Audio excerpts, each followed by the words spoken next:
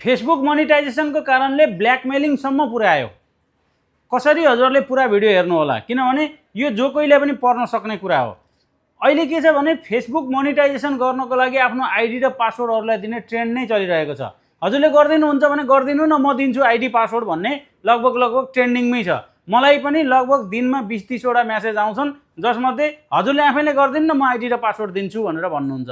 एकदमै सजिलो छ आइडी र पासवर्ड दिनलाई, आफ्नो आइडी पासवर्ड दिनलाई धेरै सजिलो भएको छ।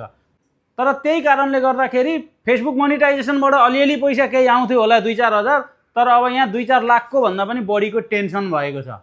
कारण के हो भने कसैलाई आइडी र पासवर्ड विश्वास गरेर झ्याप्प दिइहाल्दाखेरि त्यही मानिसले सबै डिटेल्स आफ्नो चेन्ज गरेर म यो फेसबुकमा यस्तो हालिदिन्छु, नभएदेखि मलाई यति पैसा यो एकाउन्टमा हालिदिनुपर्छ अथवा यति पैसा दिनुपर्छ अनि मात्रै म आइडी फिर्ता दिन्छु भन्ने खालको ब्ल्याकमेलिङ हुन थालेछ। मैले पनि भर्खरै थाहा पाएँ।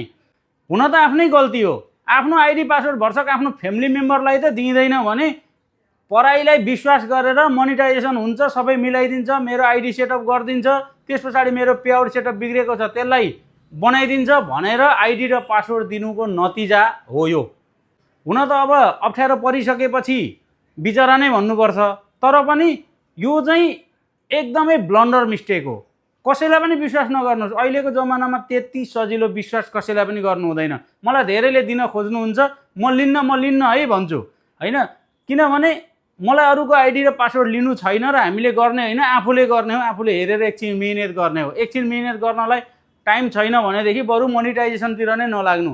तर मोनिटाइजेसनको कारणले आफ्नो आइडी र पासवर्ड दिने काम आज नै बन्द गर्नु होला। भर्सक जान्नुहुन्छ भने 2 स्टेप भेरिफिकेसन अन गरेर आफ्नो आइडीलाई एकदमै धेरै सुरक्षित गर्नु होला, किनकि फेसबुक मोनिटाइजेसनबाट यति पैसा आउँछ भने भोलि हजुरहरूको केही भयो भने यति धेरै टेन्सन हुन्छ। त्यसकारणले गर्दा यो कुरामा एकदमै धेरै सचेत हुनु होला। हजुरकै फ्यामिली मेम्बरले कसैलाई विश्वास गरेर दिदिन पनि सक्छन्। त्यसकारणले गर्दाखेरि यो भिडियोलाई धेरैभन्दा धेरै सेयर गरेर यस्तो कुराहरू रोक्नलाई सहयोग गर्नु होला। हवस् त, धन्यवाद।